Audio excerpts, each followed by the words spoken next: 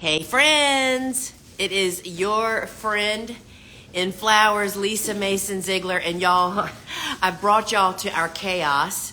We are flipping our building, getting ready for our first big show of 2024 on Friday, and that started Suzanne and I rooting around here in the dried flowers. Oh, sister, pick those up again.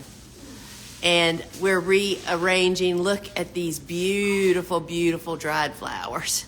We have so many dried flowers, y'all. So we're just busy as bees here, shifting and sorting. And Bobo is over here starting seeds. So y'all are really in the thick of it here. So this is Ask a Flower Farmer. And what that means is that you can... I'll do my best to try to answer your questions related to whether it's seed starting, flower farming, cut flower, anything, right? And cool flowers, that whole big idea. And if you'd like for me to try to answer your question, just post it in the bubble down below. That's the bubble with the question mark in it. That way I don't miss your question by having to scroll through everybody's name. And y'all, we're so itchy here because of all these dried flowers. And so that's why I'm kind of messing with myself here. I've been pulling dingleberries off of me and everything else because half of these flowers were still hanging on the ceiling from last season. And we've brought them down. And anyway, so what's happening here on the farm? Well, we are knee deep in seed starting. We are cool season hardy annuals. Bobo is got a ton started. We've already started lots of stock and straw flowers and just so many others. People are always saying, what are you starting? Well, what I'm starting doesn't necessarily mean what you should be starting. However, all the flower seeds that we're starting are those that are in the cool season category in our store.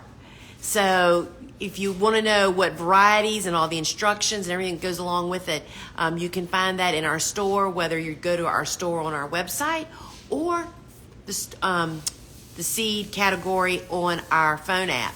And y'all, if you don't know about our phone app, it's free. You just grab it at your phone app store, Gardener's Workshop, download it, and that's where you should stream our show that comes live on Fridays. That is a really fun show, and if you've never joined us, it's like think QVC type show, shopping show, but with me and our stuff, and then Suzanne joins me too. So it's a ton of fun. So that's Fridays at 12 noon Eastern time, and that's what we're getting. We're moving our set for that show on Friday, and it's kind of gotten things a little crazy around here.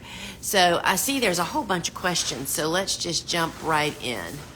What is the best soil for dahlias? Well, I don't grow dahlias really anymore, but the same soil for dahlias that's for all the cut flowers that we grow is just high in organic matter, just very well-prepared soil, well-draining soil. So it's just the same steps. We always add 2 to 4 inches of compost or leaf mold finished product to the soil, or cover crop, or all of the above. But you can learn more about the way that we do that in my book, Vegetables Love Flowers. You can check that out. But dahlias particularly love really great drainage. Hi, how early should I plant petunias for a plant sale second week of May? I want them to be nice and full and blooming. I do a veggie sale each year, but want to try petunias. I have never started petunias from seed. I have no idea, but I would almost say to you, you need to investigate how long does it say that you're going to take to grow it from seed to bloom, but I would definitely just enter that into a search engine, because you would definitely want to talk to somebody that's actually grown petunias before, and there is a million different varieties. How many lights would recommend for shelves that are 24 by 48 inches? I would really, lights are a really deep subject, and it's not something that I know a lot about, because I just relied on buying a good quality grow light, and that's what I've run with. but it's really about how it projects light. So that's what it's really all about, is how many bulbs there are. So put one up and see how far does it project. And for it to project further, the light has to be higher, is what we have learned. So it really depends on that type. So I would say you need to refer to whoever you're buying your lights from, what the recommendation is for that, because I'm sorry, I cannot answer that question. I'm not technical enough. Heaven Sent Flower Farm. Hello, Flower Mom. We're entering a winter freeze here next week in Texas, dipping into the teens. Is one Ag 20 cover enough to protect my cool flowers? Well, that really depends on what, so this time of the year, if you're growing stuff that's typically winter hardy in your zone, a second layer is just going to give them added protection. But they may, if they're established, that's key. If the plants are established already, they should be able to take that normally. But if they're big and growing or not established, they're going to need an additional protection. And a second layer of row cloth in an incident like that never hurt anybody. So I think about that. Ashley, what flowers do you recommend a new cut flower farmer grow?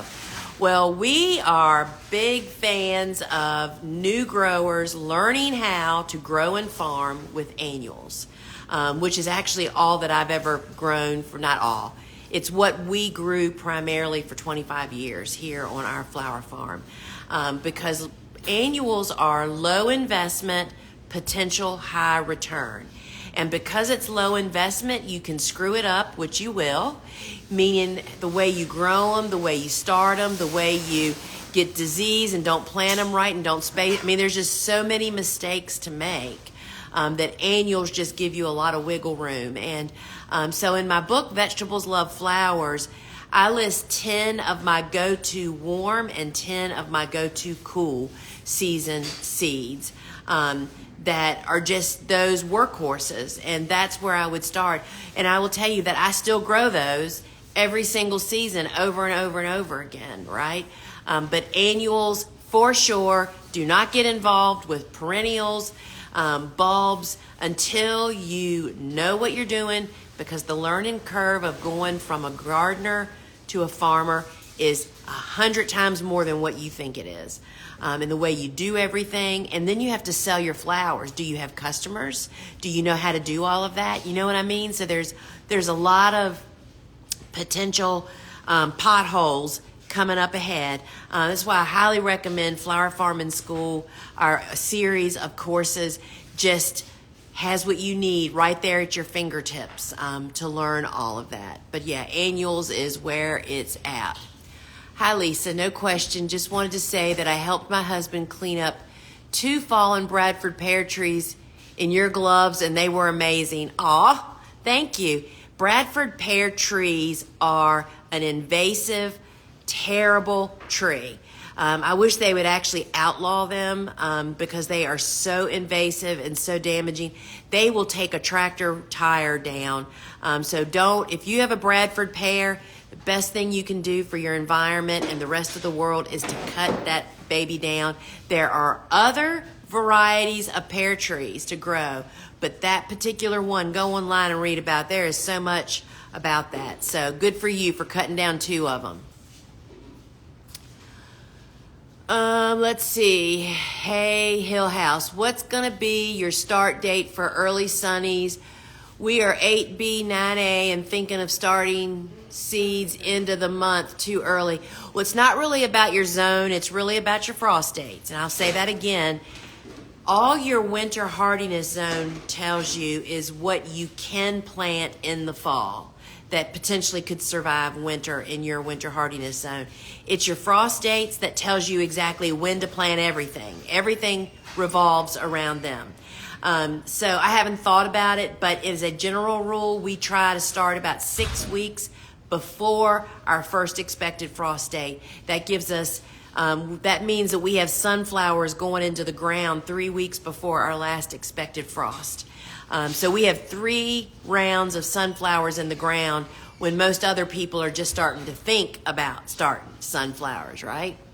So good question. Marlinda Farms. I'm in 7B, Utah. I believe you mentioned you start stock seeds in large soil blocks. Nope, in small ones. Can you give me any tips, tricks, dates, transplants, etc. to have a successful first year with stock? No, we start stock in small block, the 3/4 inch, and we just Bobo started them last week. And so stock does not tolerate heat at all.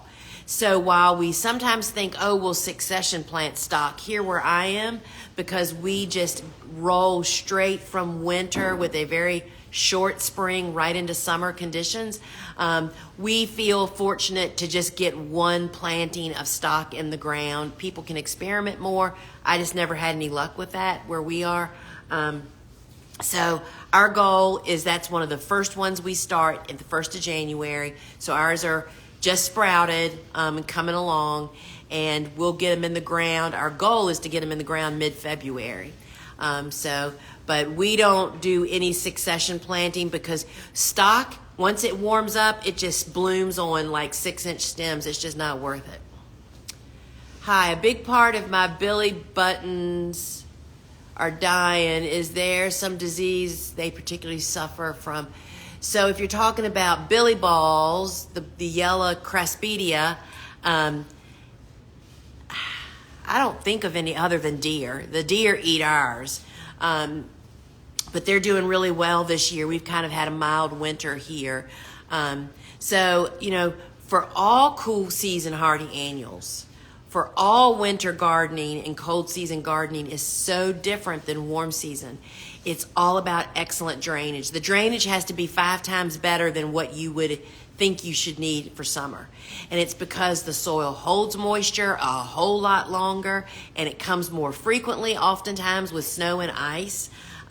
So poor drainage just really accentuates all the diseases that wet feet, meaning, you're not going to see water sitting there, but if the soil stays moist all winter, which is the case for most of us, they just really need to be in raised beds. But I'm not aware of any particular disease for craspedia. What is the best way to prep soil for spring? The number one good tip that I can give you is to not work wet soil. That is the challenge of a lifetime. So that's why many of us try, particularly, for sure, for the very early spring planting, for that planting of cool season hardy annuals that we do about 8 weeks before our last frost date. So my last frost typically is mid-April. 8 weeks before that is mid-February. Think Valentine's. We are planting into the garden mid-February. Cool season hardy annuals, but those beds were prepared last fall because the soil is wet. Like right now, we just got horrendous amounts of rain yesterday, and that soil is never going to dry out because it's cold outside, y'all. It'd be different if it's 90 degrees, when it's heating up every day. That really speeds that process up. So to not touch wet soil, and how do you know if it's too wet? Taking a handful of soil, putting it out in front of you and dropping it to the ground, and if it doesn't just fall to pieces, crumble apart, that's when it's dry, when it crumbles. If it clumps and lots of little dirt, little clogs, it's too wet. And I can tell you that is a real challenge. That's why whenever we get the opportunity to prepare the regular spring planting beds, meaning the first planting of warm season tender annuals, we grab that moment. It's like, okay, it's been dry for 2 weeks. How's it looking out there? It's still a couple of weeks away from planting, but gosh, we better seize the moment and work that soil. So for us, that could mean adding comp a couple inches. Sorry, y'all, my alarm went off. Suzanne, please stick your head out the door and just see if the tree man is here. His name is Dan.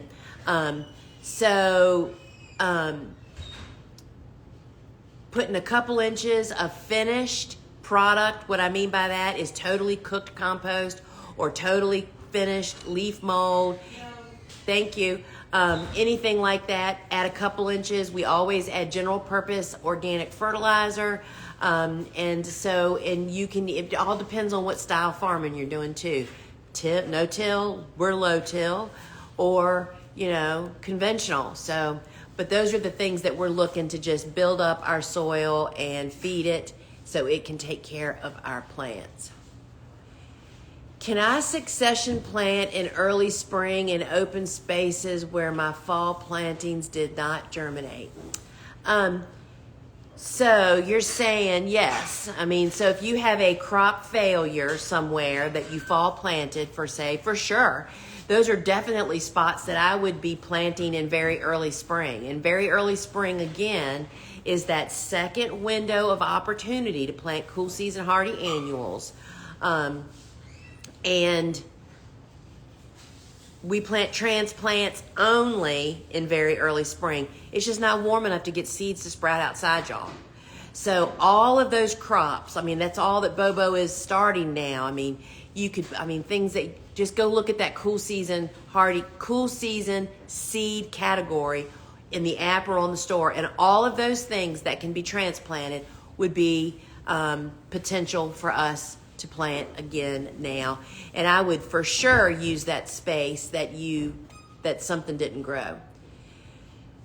Did not get her around for fall planting. Would you say it's too late to plant giant poppies and an atriplex in the ground in zone 8B? So again, both of those, in my experience, we do best direct sowing them. And we don't direct sow anything in very early spring. I will tell you the exception. Last year, like in early February, we had like 3 weeks of spring. Literally the days went up to 65 and 75 degrees. And in fact, last year, because of book pictures, I re-sowed outside in the garden saponaria because our initial crop just was a total fail. I thought, what have I got to lose, right? And we did like a little 5-foot section of bed. I direct sowed saponaria, and guess what, y'all? It went on to be some of the most beautiful. That's the exception instead of the rule. So you can surely try it, but just know if it doesn't work, don't be discouraged for next time. Because, you're training yourself on how to do and not do stuff. Oftentimes when we do something in not the best way and then it doesn't work, you think, oh, well, I'm not trying that again. I'm just not going to grow that flower. So, give it a whirl. It's up to you. It's only seeds, right? Jalen, are there any varieties that you think should absolutely be purchased plugs versus starting from seeds for a beginner? First off, I don't use the word absolute or never because things change all the time. But I can tell you what we bought plugs of. But as a beginner, I would not be growing a couple of these. We would typically purchase plugs of Lisianthus, Campanula, Delphiniums, and Trichelium. And there's a lot of reasons for that. And it's not that we couldn't start them from seed. We could, but it was smarter and more cost effective, in fact, to buy plugs. But Lisianthus is definitely at the top of that list. What is the link for Friday? So Friday's live show is inside of our phone app, and you just go to your phone's app store, right? Just like you got the Instagram app. Go in there and search Gardener's Workshop and find my app. It's free, and download it. You can watch replays in there. You can shop 24/7, and there's sometimes, there is items in the app that we don't offer on our website, and vice versa. For instance, seed shipping, seed packet only orders in the app ship for free. That's just one of the bennies of shopping over there. And we did that because each week on this show, once the season gets rolling, we're showing you the live harvest from the farm. And we want people to be able to buy the seed the minute you meet the flower. That's the secret to having the seeds that you need at the right time. And so that's why we kind of created it that way for you. I'm going to try and let y'all look at this. So Suzanne's just been piling the dried. It's not quite as impressive on film, but it's really beautiful. I mean, we're just piling up flowers everywhere. So you can get the app anytime from your phone's app store, download it, then meet me there Friday, turn notifications on, and we'll send you little dings when we go live and when there's special offers. And I always give something away every week during the live show. You have to be there live to actually enter as well as to claim your gift. And I give away good stuff, y'all. I don't know what the giveaway is on Friday, but I know that Jesse and Kelly. Oh, Suzanne thinks the giveaway, I've done this many times, we give away a $25 store credit. I mean, is that not the bomb? You get to go in and shop, and when you go to checkout, you got a $25 credit. So one lucky viewer will win something. The painted petal. I received a soul blocker for Christmas, and I love it. Do I need to do anything special to keep the soul blocker working properly besides rinse it off after use? So great. Congratulations. Welcome to the soul blocking circle, because I'm telling you, once you start soul blocking, you will never go back. It is just so incredibly, anyway. And that's one of the things, that's one of the highlights on Friday is I'll be soul blocking and I'll be talking about that. But just keeping your blocker clean and dry between uses is really useful. If you swoosh it around down in water after you're done and then just set it up where it can drain freely, and you'll be good to go. And they last years and years and years. And so welcome to the party. And I don't know if you got the kit or just the blocker. I have the Seed Starting Made Easy online course, which is like $25, y'all, if you buy it outright. It is, I just watched it again. I cannot believe what we give you for 25 bucks. It is everything you need to know about seed starting, even including sowing seeds outside in the garden. So if you're struggling with the seed starting thing, get with the program and go over. It's called Seed Starting Made Easy, and it's available on my website. And you get immediate access when you purchase it, and you have it for life, so you can go back and refer to it all the time. Which of your courses is the best to start with when starting your cut flower business? So that is a really great question. So the Flower Farming School online series, which I created, my course, Flower Farming School online, the basics, annual crops, marketing, and more, is what anybody coming into the cut flower arena needs. Not only does it help you with the growing side, building a working garden, but also how to sell your flowers, harvesting and conditioning, and a bazillion other things. That would be step one. Then the other two courses that are in the series take you to the next levels, once you've got that under your belt and you've mastered that. So I would start with the basics. Nothing wrong with getting all three. Sorry, y'all. That's an alarm for something else that I forgot to turn off. So Flower Farming School series is what I would recommend, and starting watching my course, which, we have a private Facebook group where we support each other and answer questions. And anyway, so that's where I would say would be the best jumping off spot. Do the cool flowers do well in low light? I grow north of the 45th parallel. So you would really just have to experiment with that. I have absolutely no experience with that.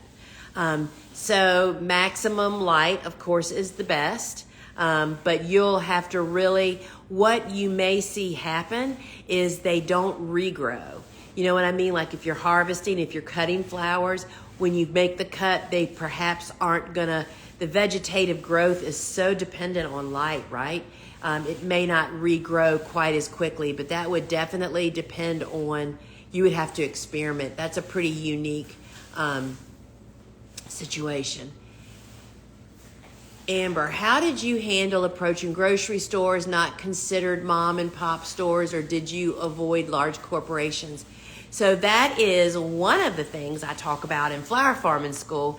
And yes, we actually did sell to big chains. I don't know where y'all are. We sold to Harris Teeters, which is huge, and to the Fresh Market, both which have corporate offices, which is who I had to make the deals with. My first contact and sign like 100-page contract, and it was also worth it. But there's definitely steps you have to go through, and that's one of the things we talk about in flower farming school.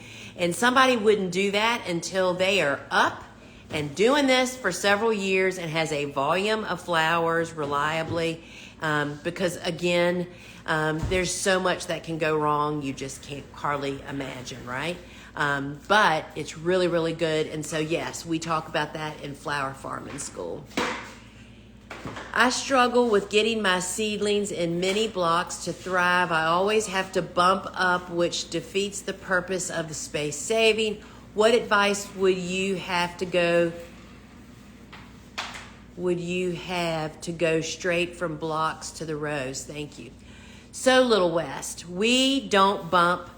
99% of the time we do not bump. And I will tell you the number one reason people's blocks don't thrive, and it is because of overwatering, even though you may not feel like you're overwatering.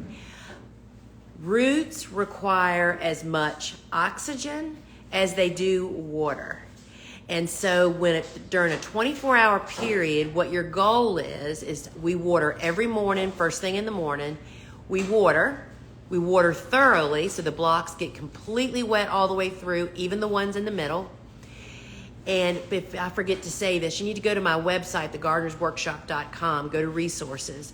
One of the resources available is all things soil blocking. Underneath that is a bunch of videos. And there is, I think the first video is about watering soil blocks, because I get this question so much. We water in the morning, and then probably by late afternoon, the blocks are already starting to get dry, and they dry out the rest of the way overnight. So when I come out tomorrow morning, those blocks are dry and ready for a drink. And in fact, I just posted 2 reels, I think over the weekend perhaps, about this. And Pete, what is happening if when you go to your trays the morning to water, if they are not dry, you need to tweak your environment to be a little bit warmer, so that not only encourages growth, which encourages them to drink more, it encourages vegetative growth, that dries your blocks out. That 24-hour cycle, you want it to be half moist, half dry is the way to think about it. I mean, it's not exactly that, but that's the point. So if they're not dry the next morning, then you need to work on your environment, and you need to figure out a way to warm it up a little bit, because that's the real problem. And I hear about stunted growth, all kinds of crazy things people have. And almost 9 out of 10 times it is because the roots are not getting oxygen, and it's because they're staying moist. Just like how I was talking about cool flowers out in the garden in the winter, the soil just never gets dry, and then that encourages so much disease. Well, that kind of same thing happens inside, except they just don't grow. They might not necessarily get sick and die, which makes it obvious, right? We can't quite figure it out.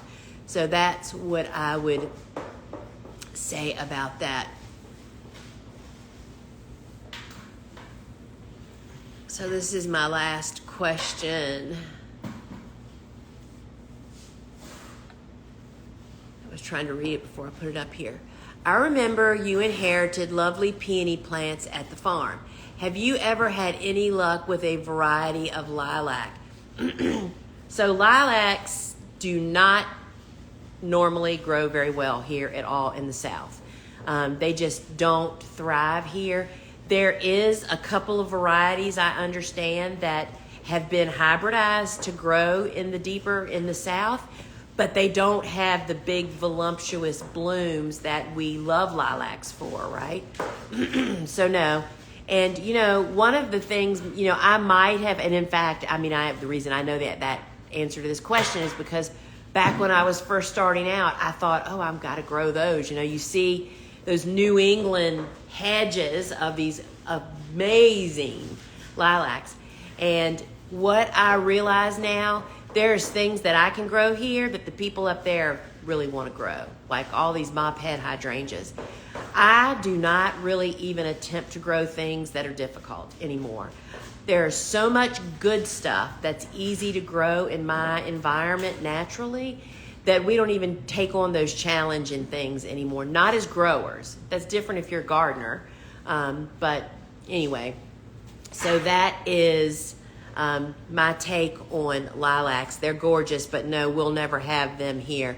So friends, we're going to wrap it up. Remember, see you Friday for the first show of the year, 12 noon, Fridays inside my phone app where you can watch replays, shop in there 24/7. There's oftentimes we offer special deals, and our phone app is separate from our big website, so they are not interchangeable. Things I talk about that are in the app, you're not going to find them over on our website, and vice versa. So our app is like a whole nother little garden shop. And it's a lot of fun. It's really easy to use, has a lot of great features. You can build wish lists and all kinds of fun stuff. So I hope to see you in there. Get the app at your phone's app store. Just search Gardener's Workshop, download it. It's free. And I will see you on Friday, and you'll have to see what Susie Q and I have come up with. The next few weeks, a lot of stuff's going to be unfolding. So we're super excited about that. So, all right, friends, until we meet again. Ciao.